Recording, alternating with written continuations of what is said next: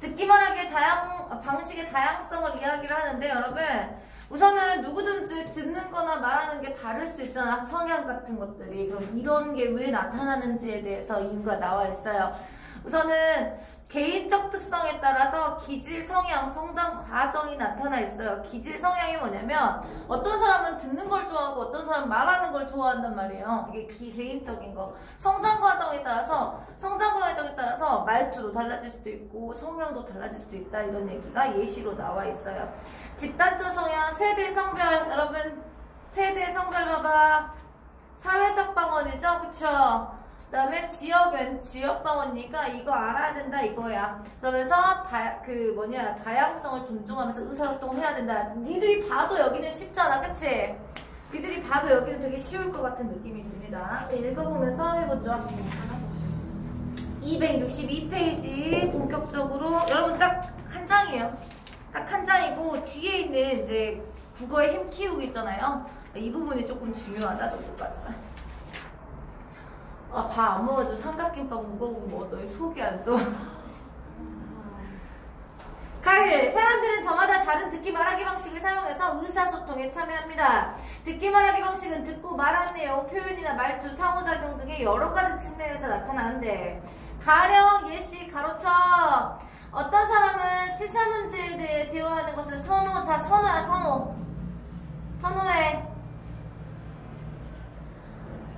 어떤 사람은 일상생활에 대한 것을 더 선호할 수 있어. 이건 뭐 여러분? 말하는 내용. 됐습니까 여러분? 여기 밑에 써져 있네요. 내용. 그쵸? 여러분 초록색으로 써져 있죠? 여긴 내용에 관한 거. 정중한 표현을 중요하게 생각하는 사람도 있지만 격이 없는 표현을 사용하는 저 같은 사람도 있죠. 그래서 두 번째는 표현에 따른 말하기. 세 번째는 누구는 듣기를 더 좋아하는 반면 누군가는 말하기를 더 좋아할 수 있죠. 상호작용 방식이에요. 됐습니까 여러분? 이 세 가지. 개인적 특성에 따라 듣기 말하기 방식이 다르게 나타날 수 있습니다. 예를 들어 기질이나 성향에 따라 듣기나 말하기 중 어느 한쪽으로 더 편하게 생각할 수 있고 성장 과정이 어떠냐에 따라서 어떤 것을 선호하는 말투가 달라질 수가 있죠.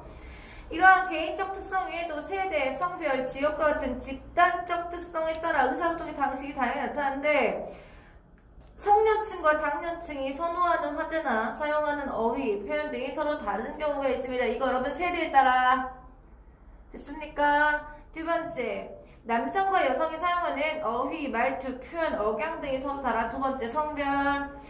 지역 간에도 어휘나 억양 등의 다양한 차이가 나타날 수 있다. 지역 방언까지.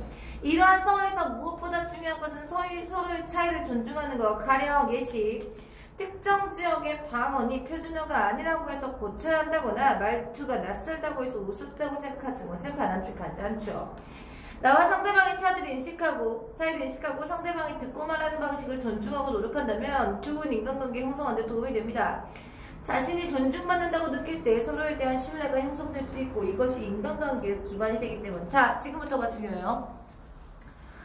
자, 지금 전까지는 시험 문제 어떻게 나올 수가 있느냐 여러분. 다음 중에 개인적 측면에 따른 듣기 말하기 방식이 아닌 것은 이렇게 나올 수가 있어요. 무슨 말인지 알겠죠? 그러면 지역적 방언이라든가 이런 것을 찾거나 아니면 나이나 성별에 따라서 다른 것을 찾으면 돼요. 이해되시죠? 그런 식으로밖에 문제가 안 나오는데 여기서부터가 중요합니다. 다양성을 존중하면서 의사소통하는 방법. 첫째, 언어적 민감성 기르기. 언어적 민감성이랑 상대방의 말을 주의 깊게 들으면서 말의 의도나 배경을 파악하는 성향을 말하는데 여러분 이거 그냥 길러지겠어요? 안 그러겠죠? 자, 그러면 어떻게 길러야 되냐? 이를 기르기 위해서는 다양한 듣기 말하기 방식의 활동에 참여해서 말에 담겨있는 생각과 느낌을 파악해보는 것이 좋습니다.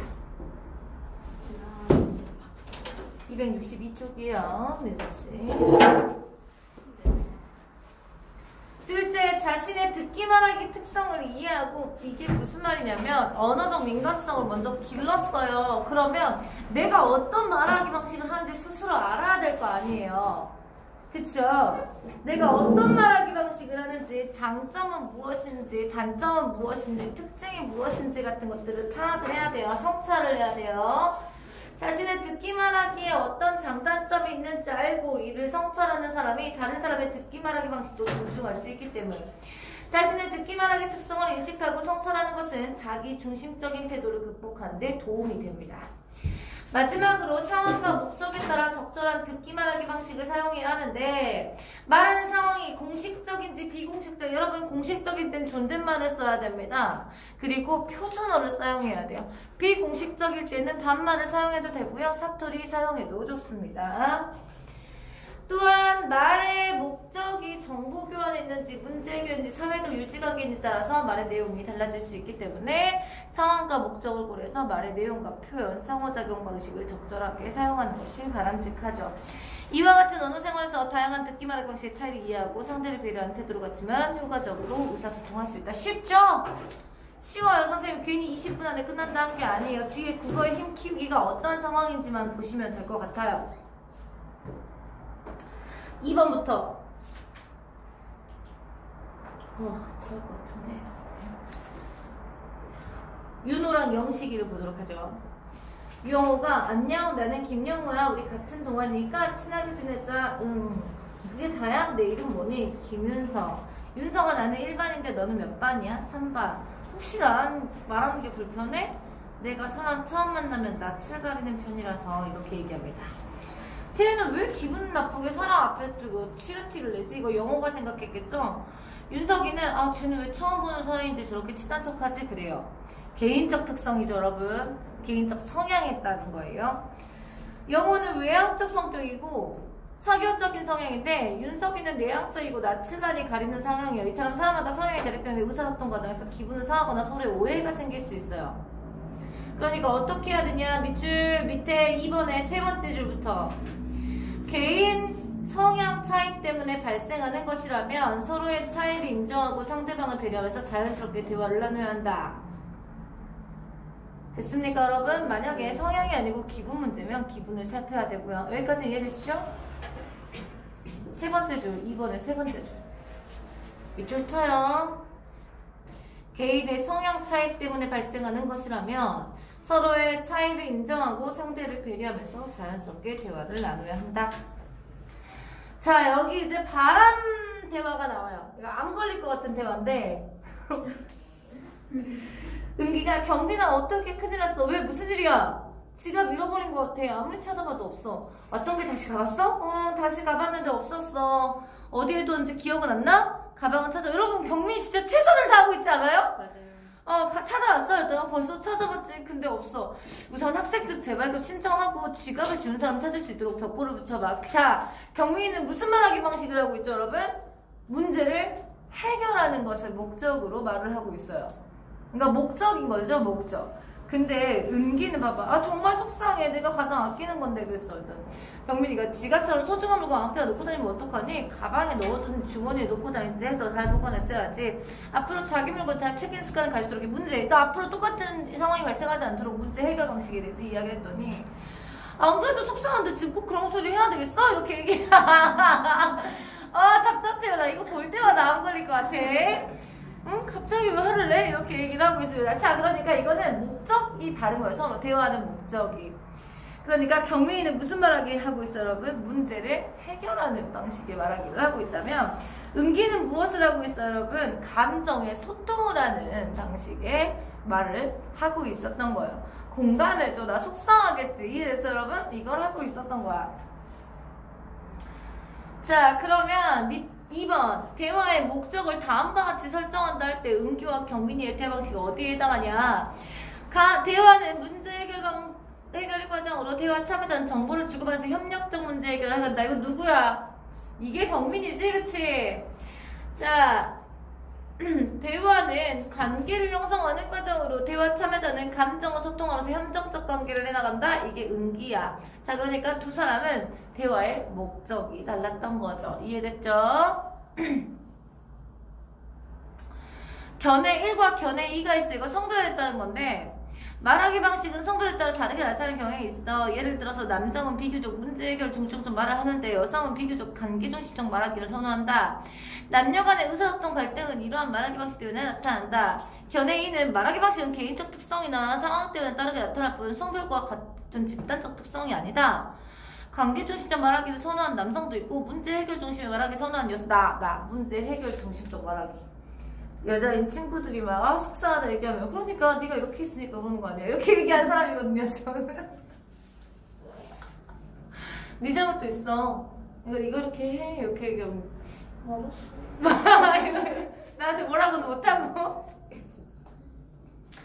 이건 예시답이잖아요. 여러분들 생각만 가지면 돼요. 이게 성별의 특성이 있는지 아니면 그냥 개인적인 특성인 뿐인지 여러분들 생각하면 돼요. 자, 그러니까 여러분 3번을 보시면 지금 2번은 개인적 특성이었던 거잖아. 그치? 3번은 1번은 목적에 따른 말하기 방식이 다를 수 있다라고 이야기를 하고 있는 거고요.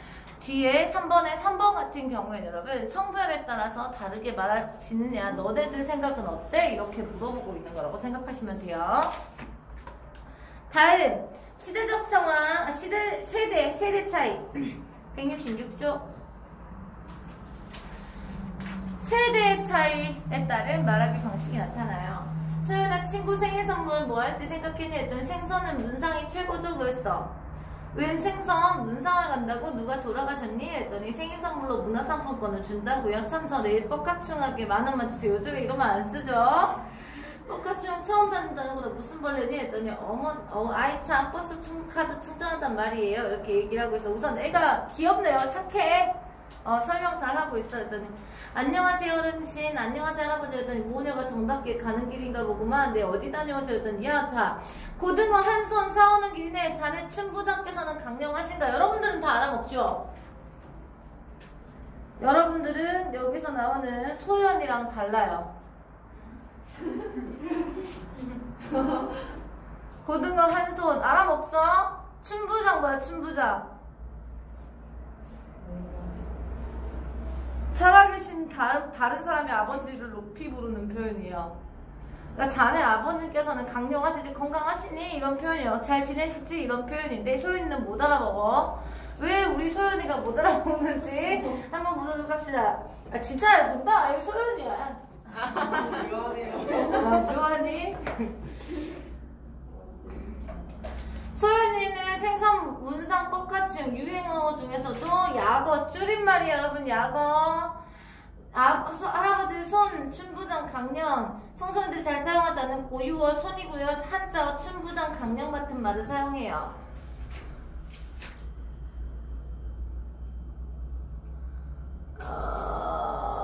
그럼 대화할 때는 어떻게 해야 되겠어요 여러분? 유행어나 약어 같은 것을 대화를 할 때 무심코 사용만 안 되고 효과적으로 대화하기 위해서는 어른들께서 잘 알지 못한 유행어는 가려쓰고 그 말을 사용할 때 뜻을 알려드리는 게 좋다. 뭐 이건 무슨 여러분 다음 페이지 그 266페이지 오른쪽으로 갔어요. 오른쪽 3 했어요. 3 읽었어요. 3 4에 3 읽었다고. 4에 3 왜 못 따라오냐. 오 지역 간의 말 차이를 생각하면서 다음 활동을 해보자. 오늘 저녁 내가 하는 거야? 보니까 하루 종일 일만 하는 것 같던데 맞나? 뭘 자꾸 맞냐야 말끝마다. 아니 뭐 맞는 것도 있고 안 맞는 것도 있지. 아무튼 다 맞지는 않아. 맞나? 했을 때 웃어. 그랬더니 지금 내가 하는 거지? 이렇게. 이 드라마 본 적 없을 거예요. 선생님은 봤어요. 응답하라 1994인데 선생님이 이걸 보고 유연석의 팬이 됐죠. 안 좋아할 수 없는 캐릭터야. 순정남에다가 야구 선수야. 투수. 완전 순정남.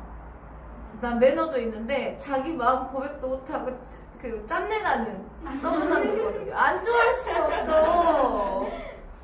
심지어 야구 선수로 나중에 돈도 겁나 많이 벌어. 이런 남자를 골라야지. 자, 의사소통 원활하게 이루어지지 않을 까닭 뭐야? 지역방언 때문이지, 그치? 그래서 남자가 만나라는 표현의 뜻을 제대로 이해하고 있지 못하다는 점을 고려하지 않았기 때문에 의사소통이 원활하게 이루어지지 않았습니다. 자, 여러분 선생님이 진짜 걔 진짜 나쁘신 분이면 여러분 이에 지역에 따라 쓰는 말 보이시죠? 춘지, 개아주머니가 주머니다. 됐습니까 여러분? 이게 이런 거 안 낼 거거든요? 진짜 학교에서 너무 막 진짜 낼 거 없어가지고 막 고민하지 않는 이상 안 낼 거예요. 시험범위 많아가지고. 몰라도 되고요. 효과적인 방언 사용 방법만 볼게요. 공식적인 상황에서는 표준어를 사용하되 사적인 상황이나 방언을 이해하는 사람끼리 의사소통 상황에서는 방언을 사용해도 무방해. 상황에 따라 표준어와 방언을 적절히 사용하고 상대가 잘 알아듣지 못하는 경우에는 뜻을 풀어주는 경우도 필요하다. 됐습니까? 다음 보시면 춘향전 아시죠?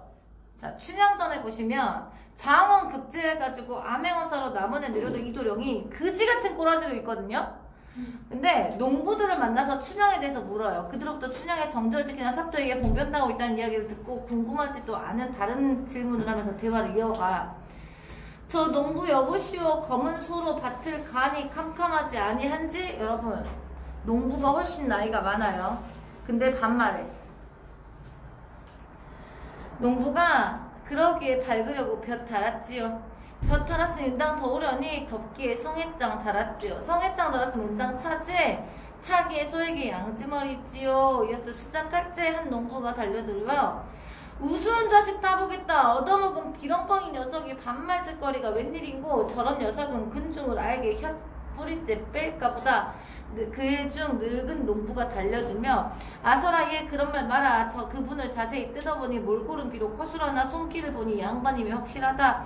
톱보자락이 아주 맹물은 아니로다. 저런 사람 어사 같아서 무서우니라. 이렇게 얘기해요. 자, 여기를 통해서 알 수 있는 그때 시대적 상황에서 말하기 방식이 나이에 상관없이 양반은 상민에게 반말하고 상민은 양반에게 높임말을 했었던 시대적 상황이구나. 그러니까 시대적 상황에 따라서도 말하기 방식이 다를 수 있구나라는 게 나타난 거라고 생각하시면 되겠습니다. 이해되셨습니까, 여러분? 여기까지 끝났습니다. 말했잖아, 여기 쉽다고. 여러분들은 대단한 종합평가까지 하시고 여러분 채점하시고 틀린 문제 선생님한테 설명을 들으시면 되겠고요. 앞으로 문법은 말씀드렸듯이 계속 문제를 풀면서 복습을 하도록 하겠습니다. 고생하셨어요.